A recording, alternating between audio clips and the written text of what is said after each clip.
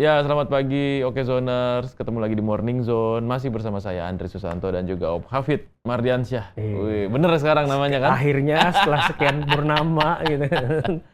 Iya, Om Hafid. Aha. Ini banyak banget berita kayaknya di Oke Zone nih ya, yang memang cukup menggemparkan.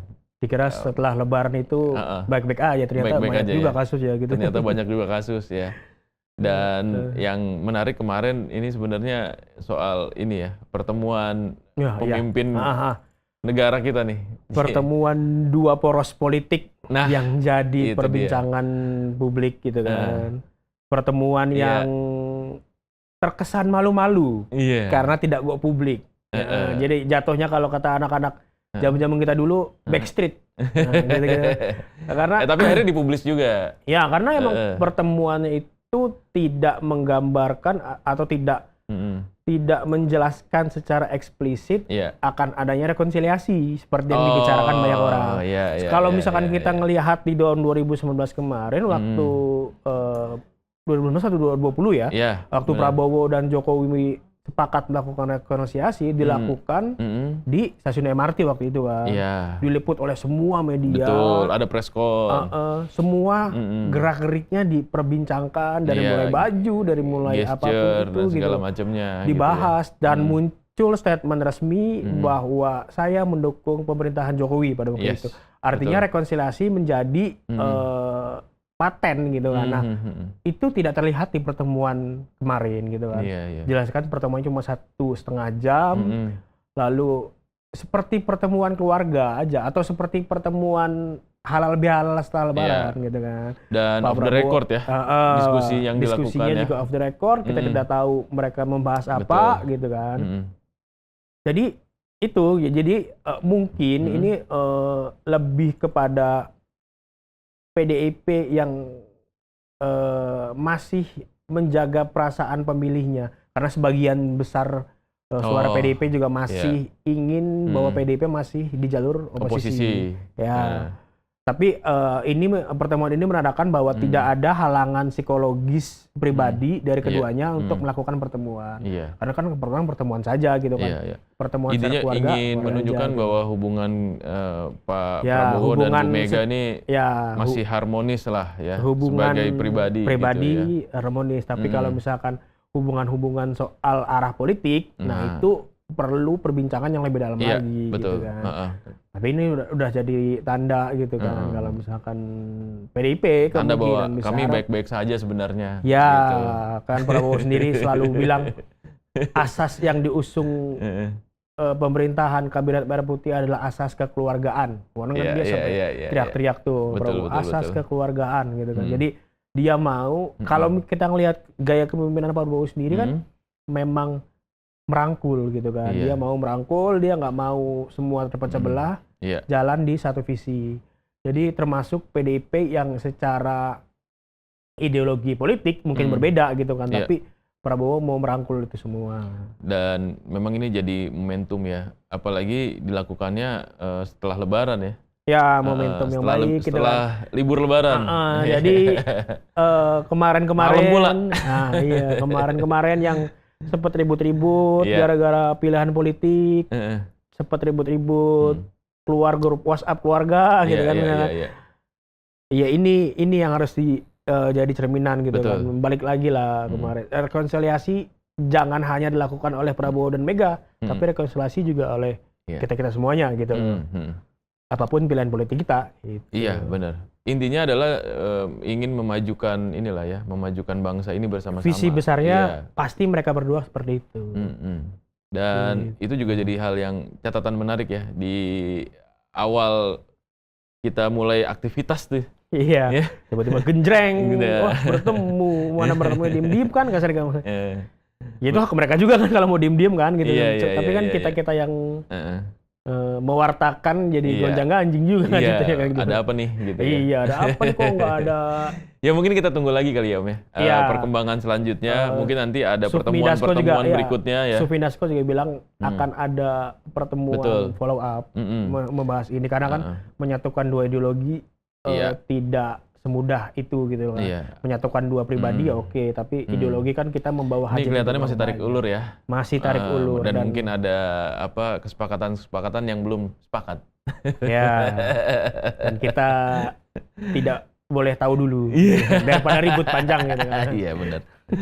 Nah, selain ini selain pertemuan Pak Prabowo dan Bu Mega, itu juga ada kasus yang lumayan menggemparkan ya Om ya. Terkait soal pelecehan seksual yang dilakukan oleh guru besar di UGM Yogyakarta. Nah ini gimana Om ceritanya Om? Jadi kasus ini sebenarnya terjadi di akhir 2023. Udah lama dong berarti. Sudah lama. Dan dilakukan dengan modus bimbingan akhir atau bimbingan skripsi dan tesis. Itu dilakukan kepada 13 mahasiswi. Bisa. 13 mahasiswi ini jumlahnya banyak ya. Dilakukan atau pelecehan seksual, dilecehkan di rumahnya sang guru besar ini. Padahal UGM sendiri sudah bilang bahwa bimbingan di luar kampus, aktivitas kampus itu dilakukan di dalam lingkungan kampus, jangan di luar gitu kan. Gitu. Tapi sebenarnya yang jadi catatan bagus adalah kasus ini baru terblow up di media setelah selesai dengan proses, bukan selesai ya, setelah semua benar-benar terbukti. Iya, karena kan jadi sebelumnya sudah ada investigasi terhadap kasus ini. Sebelumnya sudah ada investigasi kasus ini, tapi baru di blow up ketika pelakunya benar-benar sudah terbukti, sudah diberhentikan sebagai guru besar, sudah diberhentikan sebagai pegawai, dan sudah diberhentikan sebagai ASN. ASN sudah ya? ASN tinggal nunggu Kemendagri katanya, tapi sudah diberikan rekomendasi bahwa dia harus diberhentikan karena kasus pencabutan guru besar itu juga dilakukan oleh pemerintah, bukan oleh UGM kan? Dan pegawainya juga kan sudah dilakukan, tapi itu selesai, artinya tidak akan menimbulkan berita-berita sampingan yang justru merugikan korban nantinya. Iya, betul. Karena kan kita tendensi, apalagi di era arus informasi yang nggak terbendung sekarang, ketika ada kasus-kasus pencabulan, bukan pelaku yang diulik tapi korban nantinya itu. Iya, benar. Latar belakang korban, alasan korban, nanti muncul komentar-komentar netizen yang julid, siapa suruh lu mau. Jadi memang ini di blow up setelah korban-korban ini dalam tanda kutip sudah melakukan kesaksian ya. Sudah kesaksian, jadi sudah dilindungi. Iya, jadi tidak ada intervensi atau tekanan terhadap korban. Tidak ada tekanan, sehingga kasusnya baru blow up setelah semua terbukti dan sudah ada tindakan kepada pelaku. Jadi memang jadi fokusnya kita sekarang adalah ke pelaku ini, bukan ke korban, karena kan korban sudah dirugikan dengan dilecehkan, jangan ada lagi kerugian di sisi kehidupan sosial dia. Betul. Dan identitasnya memang benar-benar ditutup. Harus benar-benar ditutup, apalagi kalau info dari UGM sendiri, sebagian besar dari mereka belum lulus. Jadi perlu ada pendampingan, bukan hanya psikologis, tapi secara akademik juga harus ada pendampingan gitu loh. Om, ini katanya ada statement dari UGM? Iya, ada statement UGM dari sekretaris UGM, Bapak Adi Sandi. Ini tadi kita ketemu di UGM, dia ngasih konfirmasi soal kasus ini. Mungkin bisa dilihat dulu deh. Oke, bisa di play kali ya? Ini. Tadi mungkin terkait kasus kekerasan seksual yang menjerat besar Fakultas Farmasi UGM Pak Edi Meyanto, itu seperti apa? Penanganannya. Kalau penanganannya sebenarnya sudah sejak Juli tahun 2024, ya.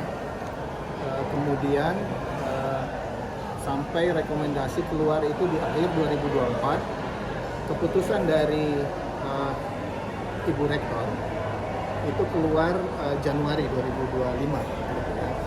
Dan pada hari yang sama kita sudah mengajukan kepada kementerian. Namun di pertengahan bulan Maret itu ada keputusan menteri yang mendelegasikan pemeriksaan untuk pelanggaran disiplin kepegawaian yang hukumannya sedang sampai berat, itu didelegasikan ke pimpinan perguruan tinggi negeri. Nah, meskipun permohonan UGM sudah dilakukan sebelum keputusan itu dikeluarkan, keputusan delegasi tadi, 2 hari sebelum libur Lebaran, Sekjen Kementerian itu menyurati pimpinan PTN lagi untuk menyebutkan bahwa permohonan yang diajukan sebelum keputusan tetap diproses sesuai dengan keputusan pendelegasian.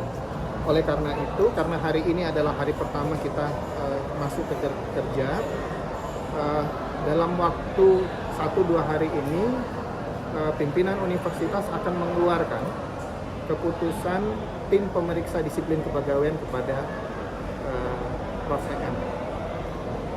Nah, pemeriksaan itu kita belum tahu prosesnya seperti apa, tetapi ada deadline-nya. Ya. Dalam proses itu nanti akan diklarifikasi beberapa pelanggaran-pelanggaran yang dilakukan khususnya untuk disiplin kepegawaian. Kalau etik itu sudah yang kemarin diperiksa oleh Satgas disiplin kepegawaian. Setelah selesai pemeriksaan, hasilnya akan diserahkan ke rektor. Rektor akan bersurat kepada menteri untuk menyampaikan rekomendasi itu. Keputusan akhir ada di kementerian. Karena yang bersangkutan adalah PNS.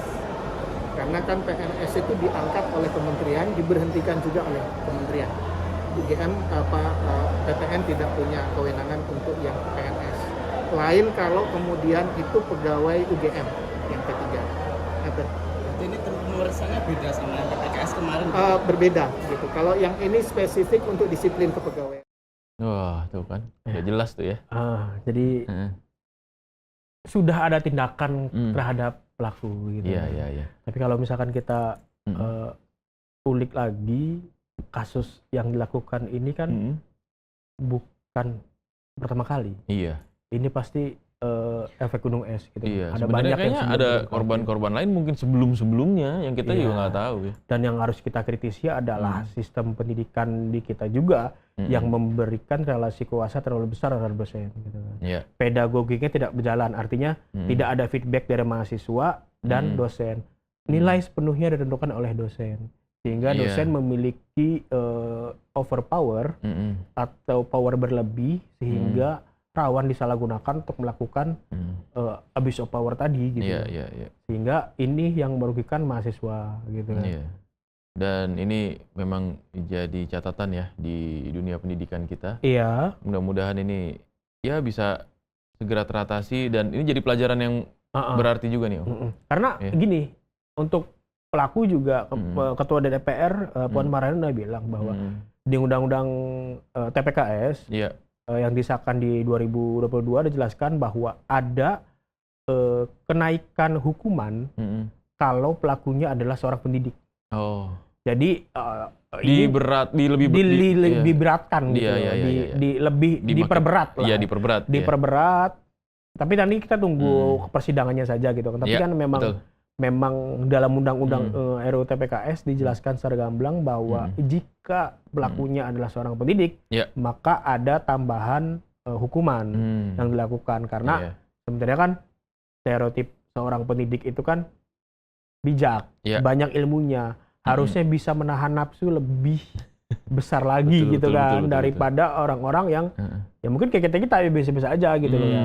Karena yang melakukan juga FYI adalah seorang profesor. Iya, guru besar ya. Guru besar, jadi yang mana levelnya udah paling tinggi tuh. Ya, kalau pendidikan lebih tinggi kan gitu loh. Sudah mentok gitu loh. Tapi masih melakukan hal-hal yang di luar batas moral gitu loh. Iya, betul. Sudah amoral gitu jatuhnya gitu. Karena kan itu yang jadi. Dan ya ini yang akhirnya kita nggak habis pikir ya. Dan mungkin mengapa kasus ini kemudian jadi besar ya gara-gara itu sebenarnya. Karena pelakunya ini ya guru besar gitu. Dan memang ini jadi sorotan publik ya beberapa waktu terakhir. Om, tapi nanti kita di segmen kedua akan ada diskusi juga ya? Ada diskusi dengan Komnas Perempuan. Nanti kita ngomongin soal dari sisi korbannya deh. Iya. Gimana caranya supaya kalau misalkan kita ketemu gitu kan dengan indikasi-indikasi adanya pelecehan seksual di sekitar kita, kita bisa lebih aware lagi. Gitu. Nanti kita dibahas gimana caranya, termasuk juga proteksi yang dilakukan kepada korban-korban yang di UGM ini. Gitu. Mitigasi juga terhadap kasus kekerasan. Mitigasi juga pasti akan dibahas. Oke, siap. Oke Zoners, jangan kemana-mana nih. Masih bersama Om Hafid, kita akan ngobrol lagi nanti di segmen kedua. Tetap di Morning Zone.